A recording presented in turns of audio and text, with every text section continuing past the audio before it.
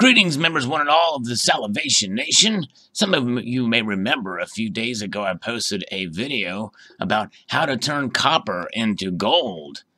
And that video contained two stories. One, an unlikely way to do it, which really wasn't a way that some Chinese scientists have found a way to make copper have properties like gold.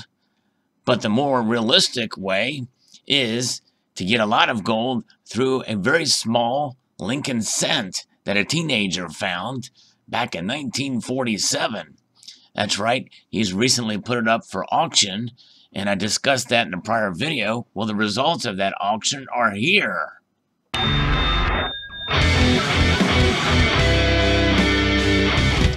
That's right, a rare 1943 bronze Lincoln cent sells for $204,000 at a Florida auction.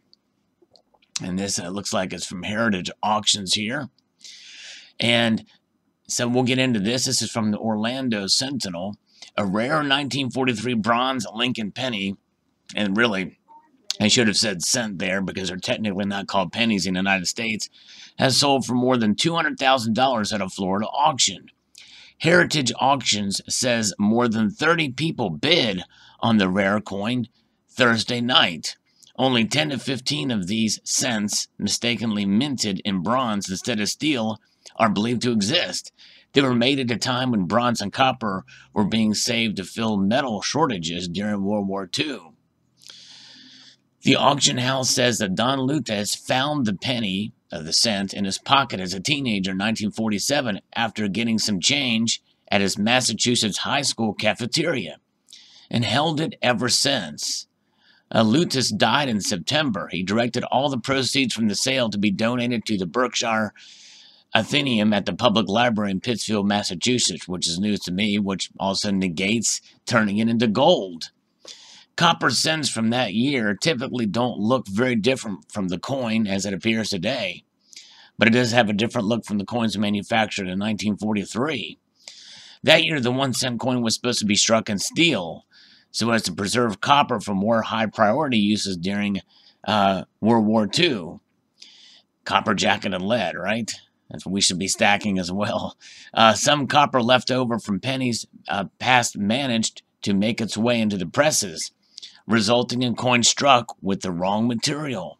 Stories appeared in newspapers, comic books, and magazines, and a number of fake copper-plated steel cents were passed off as fabulous rarities and unsuspecting purchasers, according to the Heritage Auctions website. Despite the mounting number of reported finds, the Mint steadfastly denied any copper specimens that had been struck in 1943. The Mint similarly denied Lutez discovered such a coin when he placed an inquiry with the Treasury Department regarding his find. And as I had mentioned, Henry Ford had also made an offer out to anybody who could find one. They would get a free car in exchange for the rarity. He tried to do that too. In regard to the recent inquiry, please be informed that copper pennies were not struck in 1943, the response read from the Treasury. All pennies struck in 1943 were zinc-coated steel. That should be S-T-E-E-L. And that should say pennies. It was not enough for him to give up on authenticating the coin, and he opted instead to keep it in his collection. Smart man. But he had passed away in September, and his coin will be up for auction through January 9th. Of course, that the time has passed, and the auction occurred yesterday, and it realized more than $200,000. I think some people had expected this coin to sell for well over $1 million. And maybe the fact that there's others of them out there, some of them potentially in better condition, I don't know,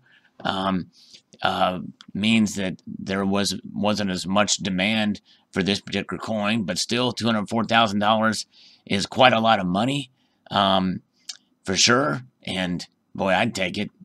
But I'd probably buy some gold with it if I had it in my collection. But nonetheless, there you have it. There's the results of the auction. And considering that this was a lot lower than expected, what are your thoughts about rare coin auctions?